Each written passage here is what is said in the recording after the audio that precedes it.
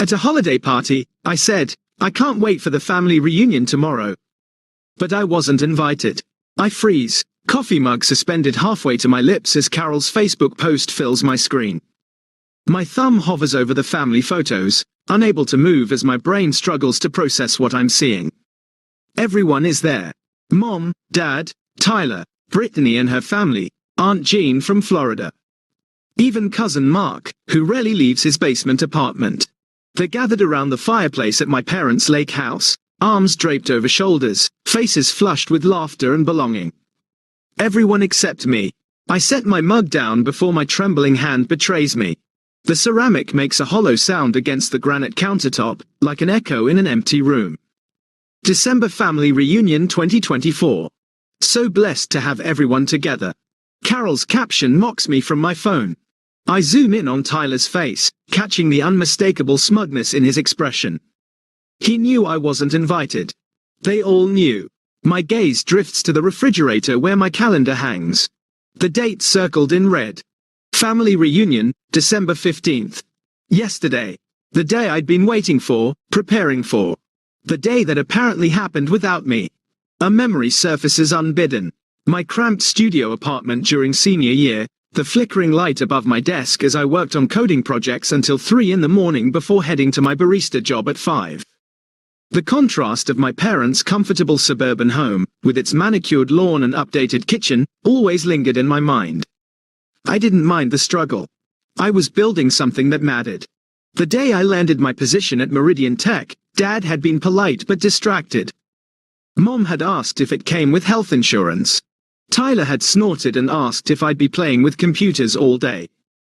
Only I understood what it meant. Financial security, finally. I remember the first support check I wrote them. My hands had shaken then too, but with pride.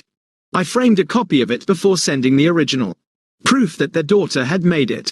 $200,000 later, I stand in my kitchen, staring at people who didn't think to include me in their holiday gathering. I take a deep breath and open my banking app, the numbers confirming what I already know. The monthly transfer to my parents processed 3 days ago.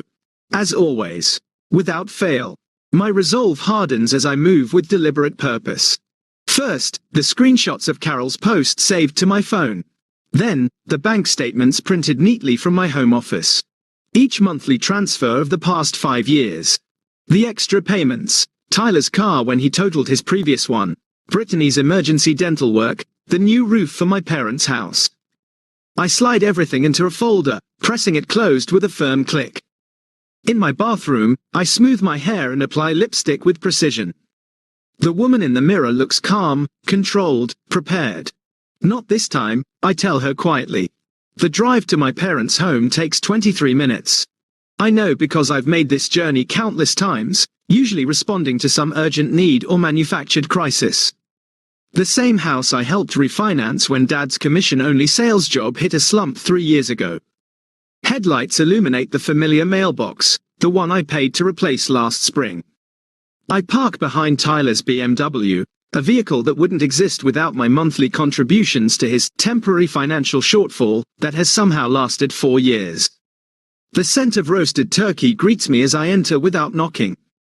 They're already seated around the dining table, the good china gleaming under the chandelier. My mother looks up, surprise briefly crossing her face before she smiles. Lauren, honey, I didn't know you were coming for dinner tonight.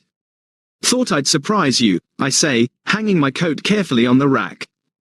Hope there's enough food. Always room for one more, Dad says without looking up from his plate. He's wearing the watch I bought him for his birthday. The one he called too extravagant before accepting it anyway. Tyler snickers into his wine glass. Yeah, surprised to see you away from your computer on a weeknight. No emergencies at work. Not tonight, I reply, taking the empty seat next to Brittany, who immediately shifts slightly away. Mom serves me a generous portion of green bean casserole, my least favorite dish, despite mentioning it every holiday for the past decade. So, Brittany says Tyler just put a deposit down on a lakefront property. It's an investment opportunity. Very exclusive. I nod, cutting my turkey into precise pieces. Sounds expensive. Tyler puffs up visibly. Well, you know what they say. You have to spend money to make money. Dad launches into a complaint about the property tax increase, absent-mindedly adjusting his watch. I let the conversation flow around me, waiting for the perfect moment. When there's a natural lull, I set down my fork and ask with practiced casualness, "How was the family reunion yesterday?" The silence that descends is absolute. 5 pairs of eyes fix on me, expressions ranging from shock to discomfort, to, in Tyler's case, undisguised amusement. "What reunion?" Mom asks, her voice pitched slightly too high.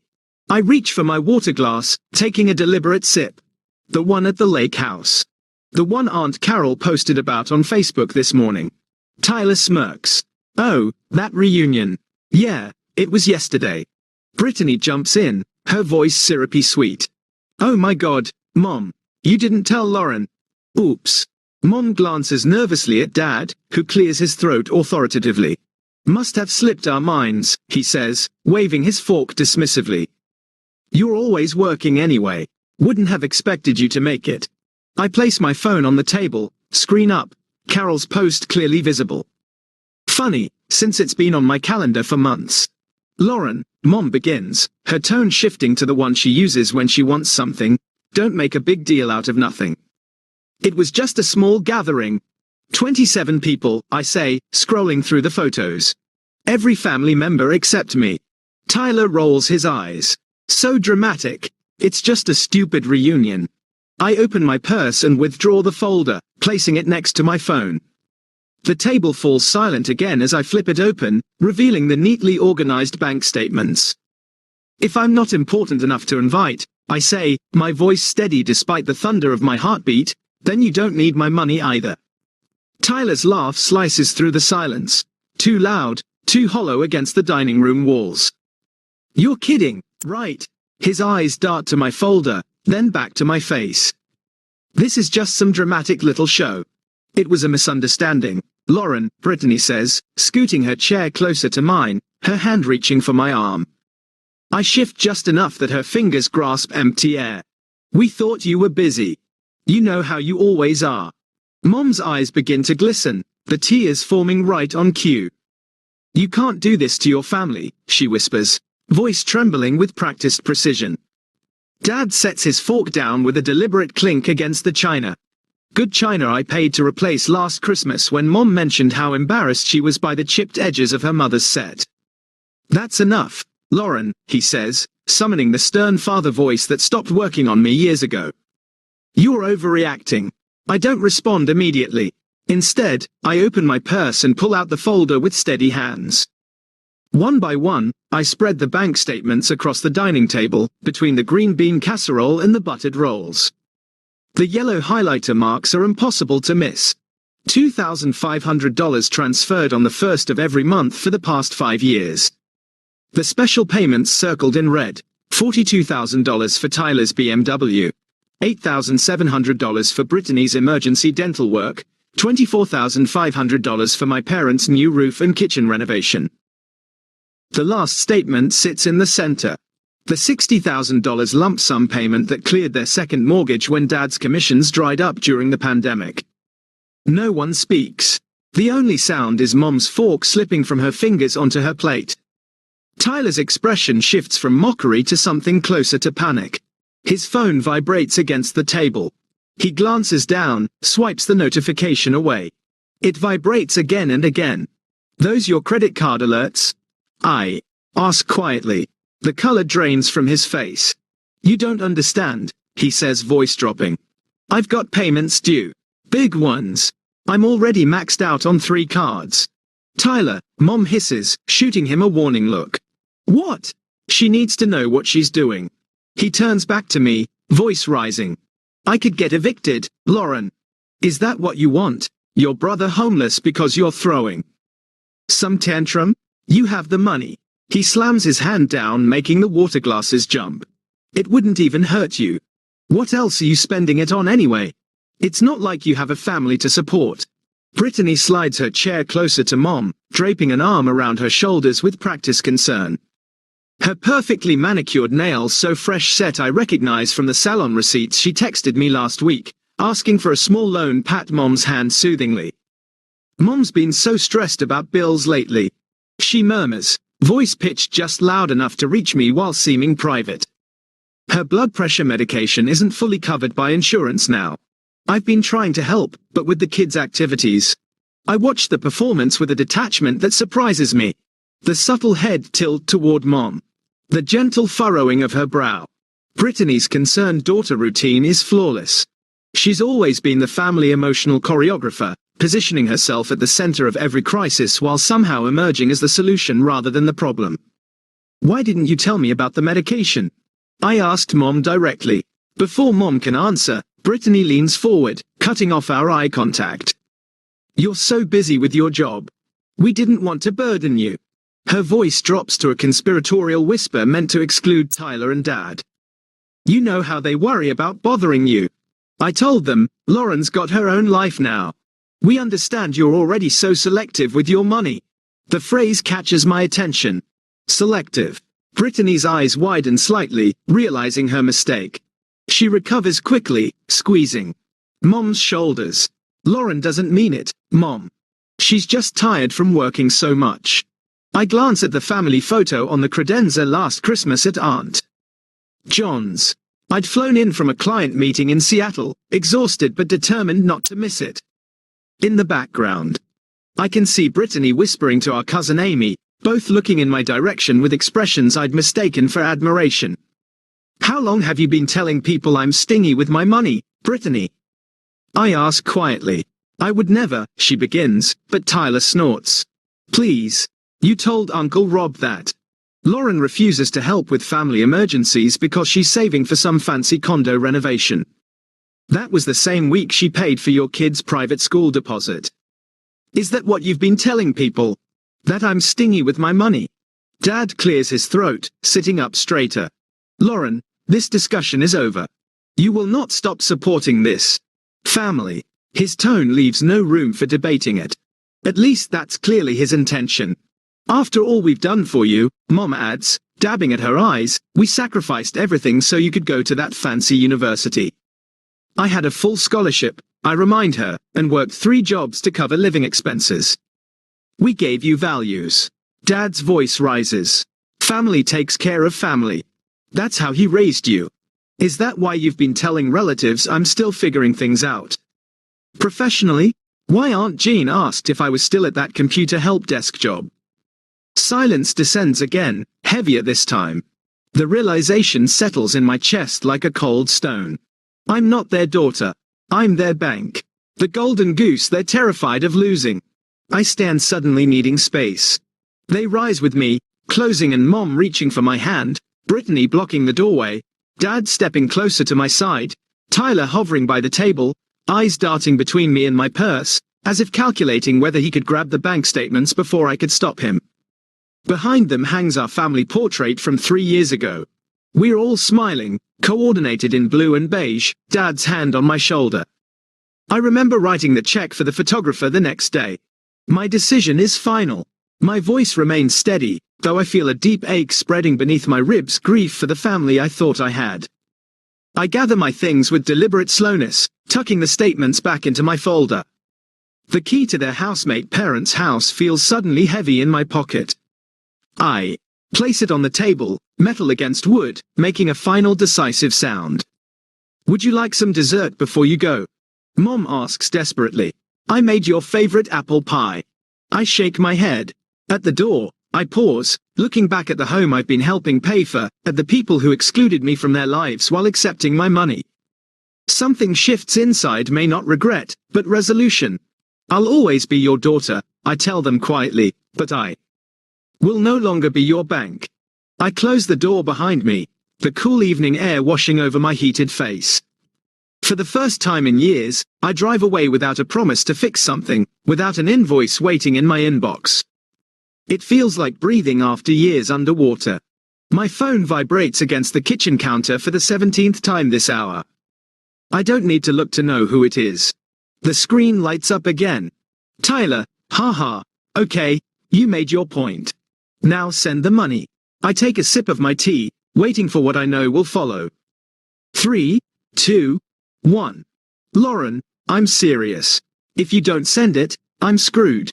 The desperation in his messages escalates with each notification.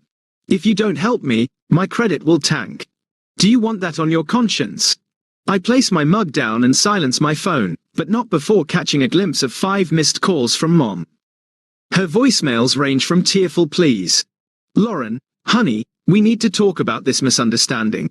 To barely contain anger, I didn't raise you to be this selfish. My laptop pings with an email notification. Dad with the subject line, family responsibility. The preview shows just enough for me to see his opening line. It's time you act like an adult and stop this childish. I close my laptop. On my tablet, Brittany's latest passive-aggressive Facebook post appears. True family stands together through everything.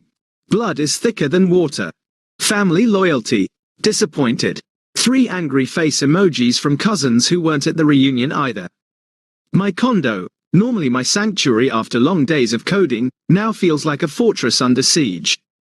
The clean lines of my mid-century furniture, the carefully curated bookshelves, the piece I've crafted here, all of it, vibrates with the digital intrusion of my family's demands. I move deliberately through each device, turning off notifications one by one. On my phone, settings, notifications, Tyler off, Mom off, date off, Brittany off. On my laptop, email filters created.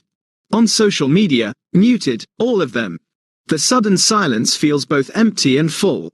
I sit at my small dining tableau thing like the ornate cherry wood monstrosity at my parents' house that I helped pay to restore last year. Mine is simple walnut, chosen for its clean lines rather than status. I open my banking app and stare at the automatic transfers I set up years ago. Mom and Dad household, $2,500 monthly. Tyler emergency fund, $1 million monthly.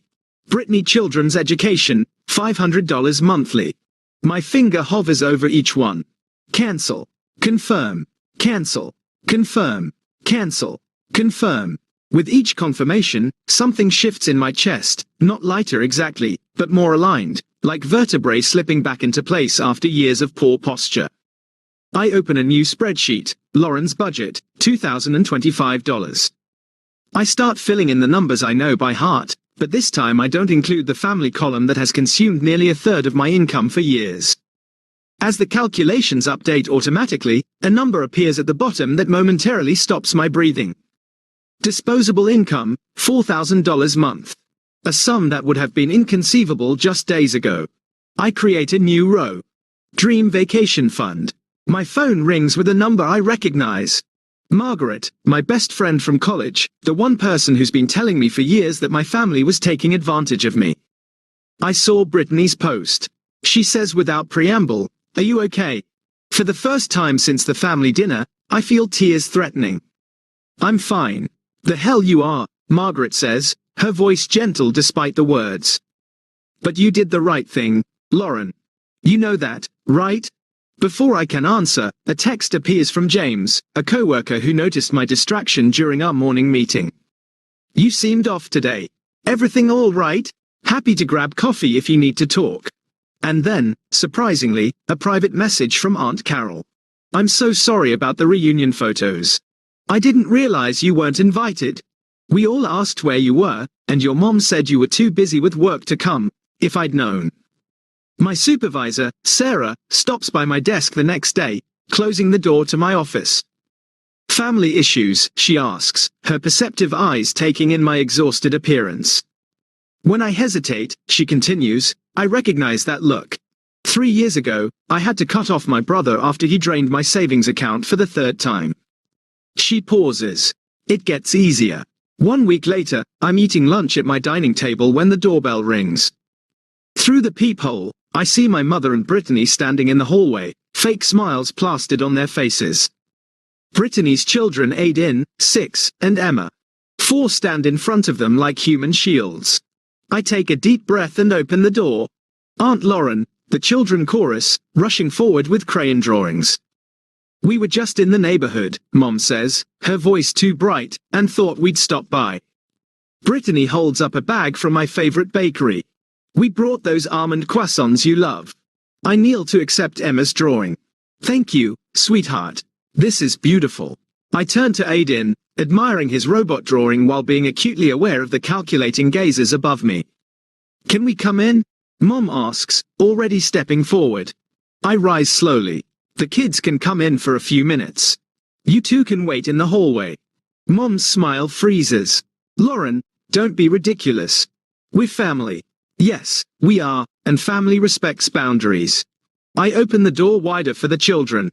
Aiden, Emma, would you like some juice? Behind them, Brittany's face hardens. You can't be serious. I am. I meet her gaze steadily. The children are welcome. You aren't. Not until we've had a conversation about respect and neutral ground. Mom's facade crumbles. Lauren, please. The property tax bill came yesterday, without your help. I'm sure Dad can figure something out, I say, my voice calmer than I feel. He managed household finances for decades before I started helping.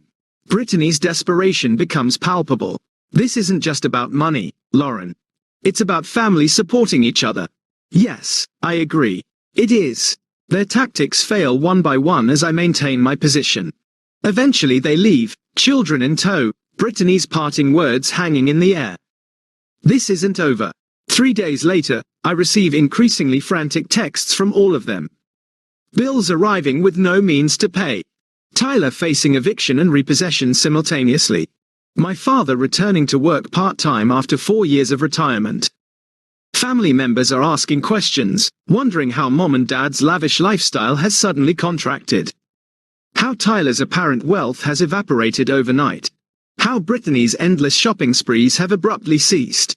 The financial reality they've hidden behind my support is collapsing around them. At 11:43 p.m. Heavy pounding on my door jolts me awake. Through the peephole, I see Tyler unshaven, eyes wild, clothes wrinkled as if he's been wearing them for days. I know you're in there, Lauren. Open the door. I wrap my robe tightly around myself and open the door. Security chain still in place. What do you want, Tyler? He switches instantly to the charming smile that has gotten him out of trouble since childhood. Hey, sis. Sorry about the hour. Can I come in? I just want to talk. No. Say what you need to say from there. His smile slips. Come on. Don't be like that. I've been thinking about what happened and you're right. I should be more appreciative. He leans closer to the crack in the door. I just need a little help. Just this once. Then I promise I'll get my act together. No, Tyler. His charm evaporates. You don't understand. I'll lose my apartment, my car, everything. Your financial problems are not my emergency, I say, surprised by the steadiness in my voice. His face contorts. You selfish bitch. You think you're so much better than us because you have a fancy job.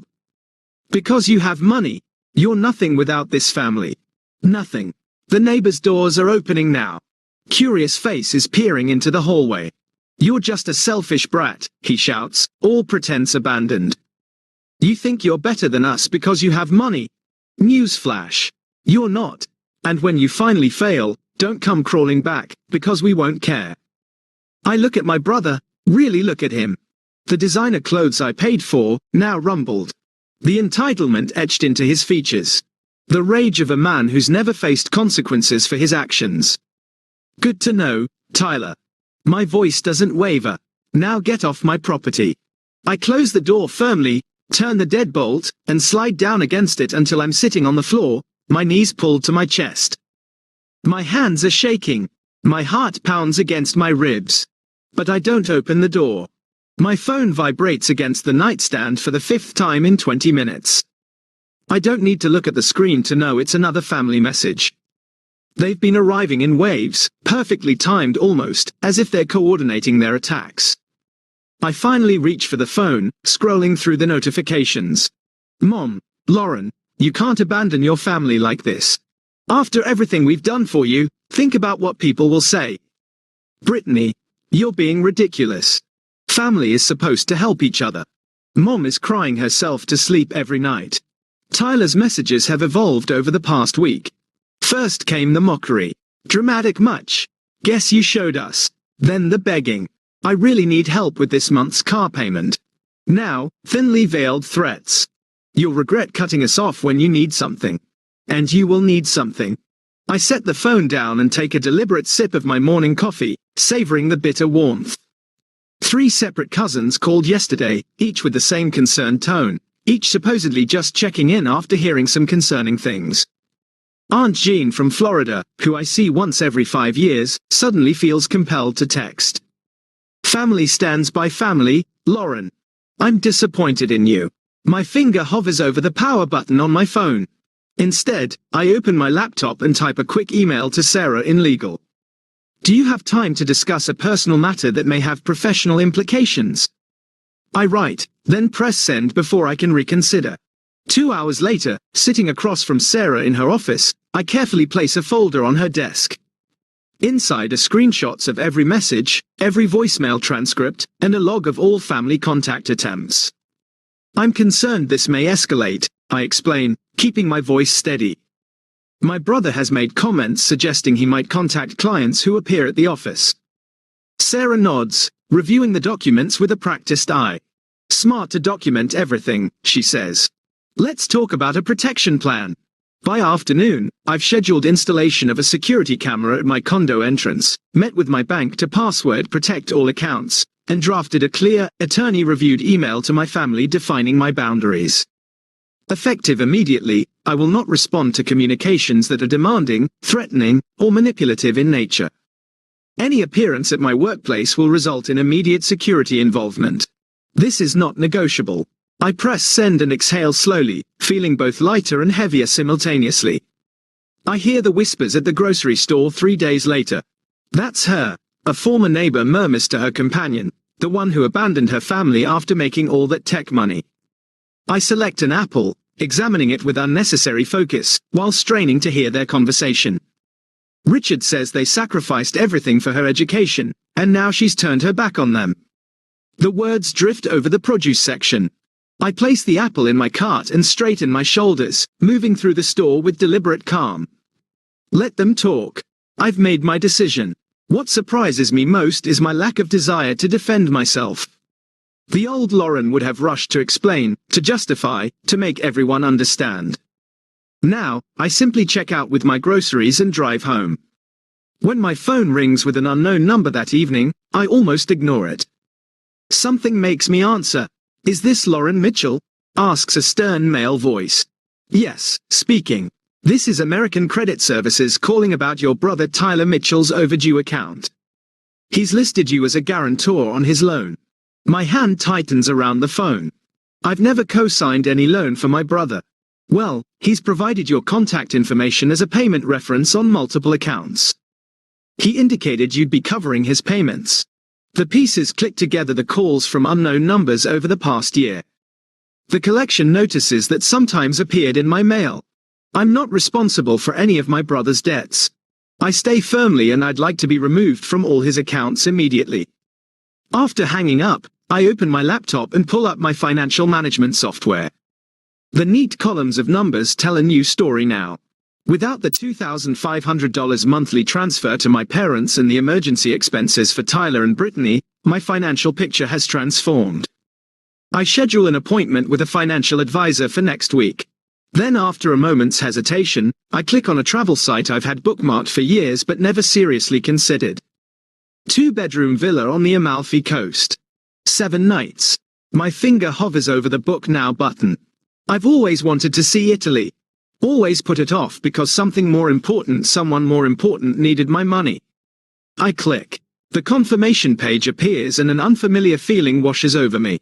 Freedom. The call comes at 11:47 p.m. 3 weeks later. My mother's name flashes on the screen. I answer, hearing her labored breathing. Lauren, she gasps. I think I'm having a heart attack.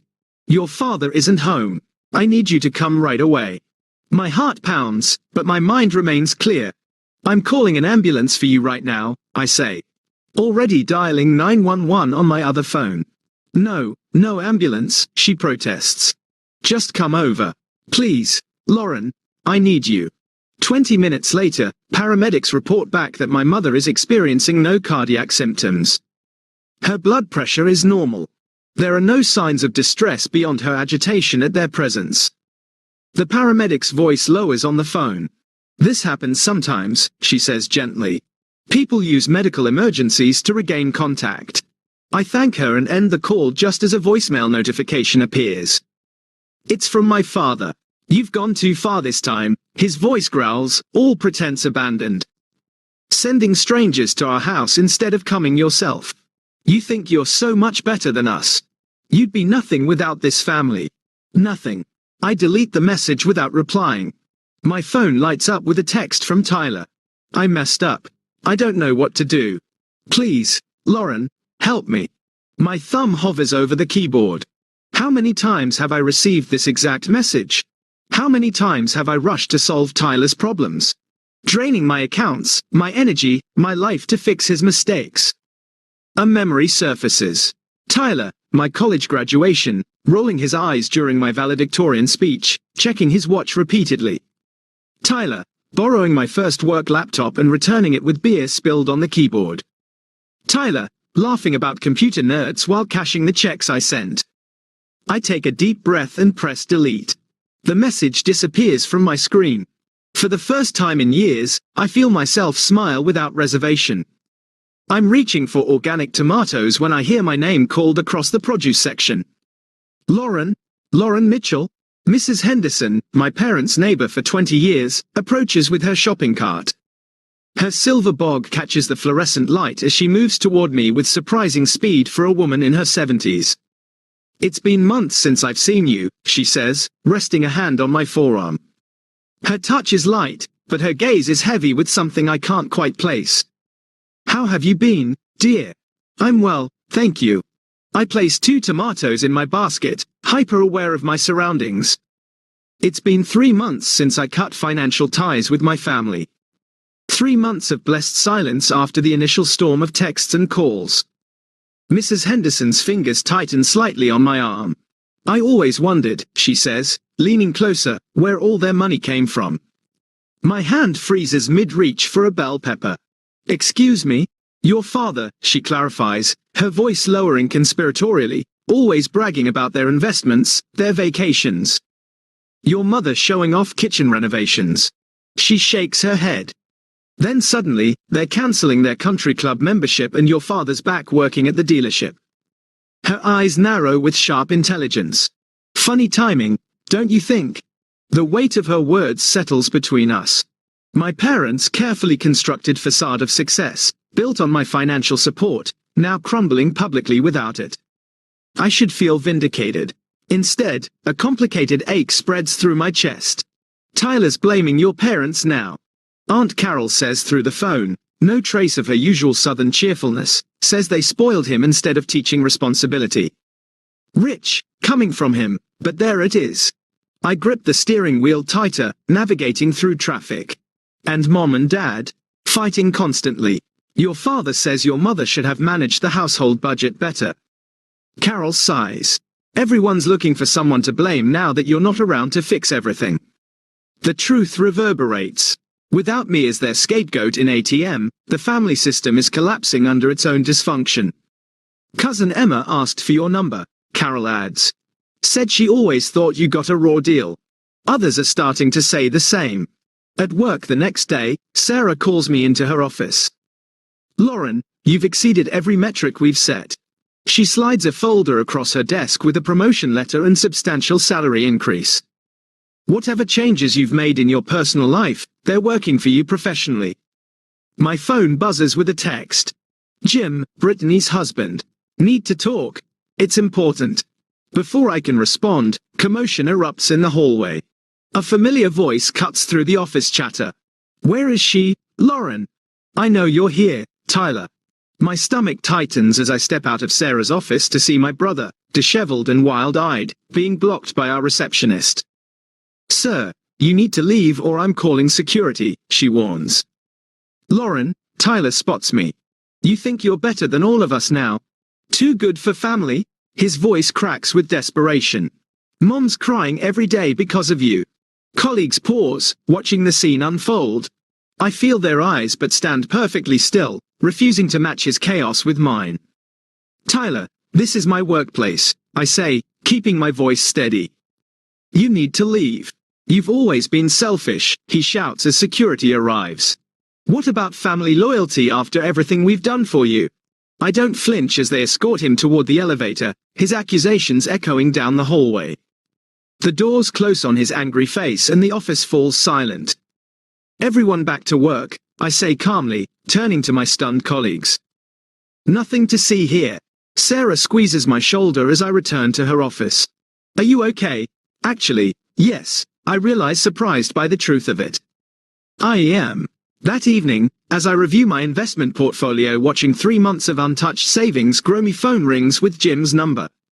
I wanted to apologize, he says, before I can speak. I had no idea Brittany was taking money from you while we had our own emergency fund. She told me you were struggling, I say carefully. We were never struggling. His voice tightens with controlled anger, not at me, but at his wife. Lauren, I've been trying to set boundaries with your family for years, but they're relentless. That they are, I agree, surprising myself with a short laugh. How did you do it? He asks, his voice dropping to almost a whisper. How did you finally break free? The question catches me off guard, this impossible alliance forming across family lines. I stop believing I was responsible for fixing their problems. I say finally. The certified letter from my attorney arrives the next morning. I run my finger over the embossed letterhead before setting it on the kitchen counter. Inside, legal documentation, establishing clear boundaries for future contact, removing my name from any financial commitments to the family home, an official notification that all monetary support has permanently ceased. My phone pings with a notification. The bank confirms Tyler's car has been repossessed, the same car I'd been making payments on for years. The Mercedes he'd parked defiantly in my visitor spot during his last emergency visit. For the first time in years, I sleep through the night without checking my phone. No midnight texts about broken water heaters or overdrawn accounts. No pre-dawn calls about Tyler's latest crisis. In the morning light, I stand before my bathroom mirror, studying my reflection.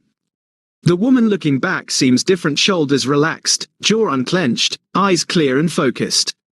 The constant weight I carried for so long has visibly lifted, as if I've shed an actual physical burden.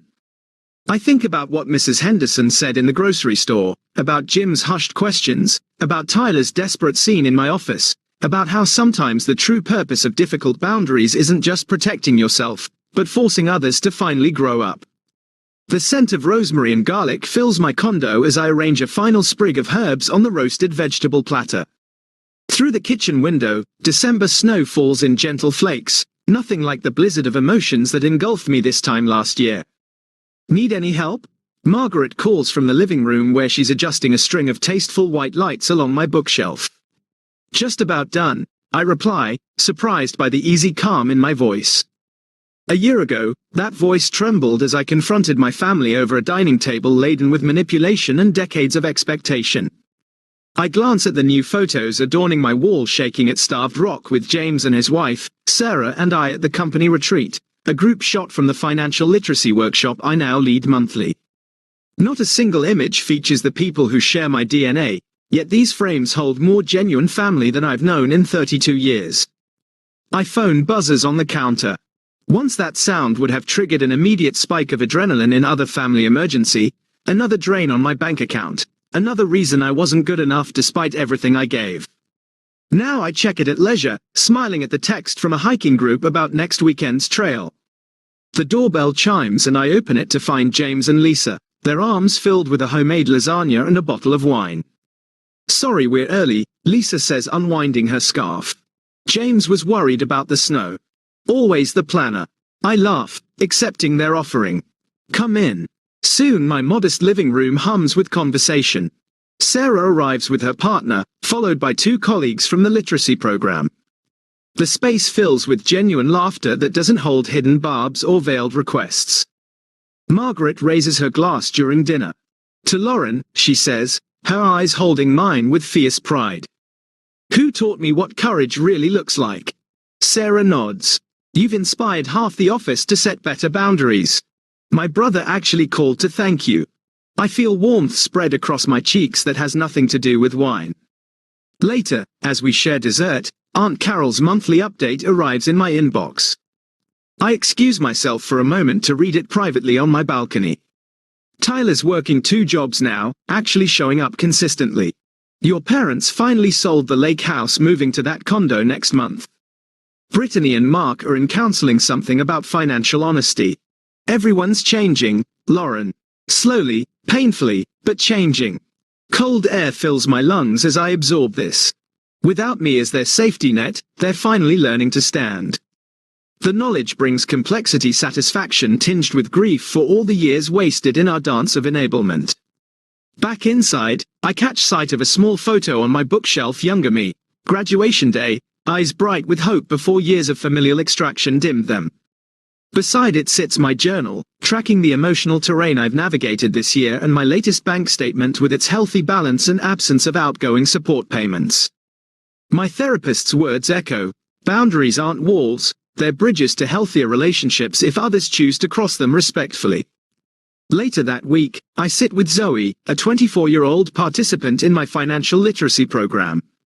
Something in her hesitant questions about family obligations reminds me of myself a decade ago. My mom says it's my responsibility since I got the good job, she whispers. I reach into my bag and hand her my copy of Financial Boundaries, the book that helped rebuild my self-worth after years of erosion. Your success doesn't make you responsible for others' choices, I tell her. Helping is wonderful, being exploited isn't. The recognition in her eyes tells me the cycle might break here. When the invitation to next year's family reunion arrives in the mail, I don't immediately toss it. Instead, I consider it thoughtfully before writing my conditions for attendance on crisp stationery. My father's voice sounds older when he calls to discuss it. Lauren, he begins, then pauses. We didn't see what we were doing to you, I'm sorry. The apology's imperfect, halting, but the first genuine words we've exchanged in years. I'll consider coming, Dad, I say finally. But this time, it's on my terms. That evening, I stand on my balcony watching twilight embrace the city. Wind chimes, a housewarming gift from Margaret, sing softly in the breeze.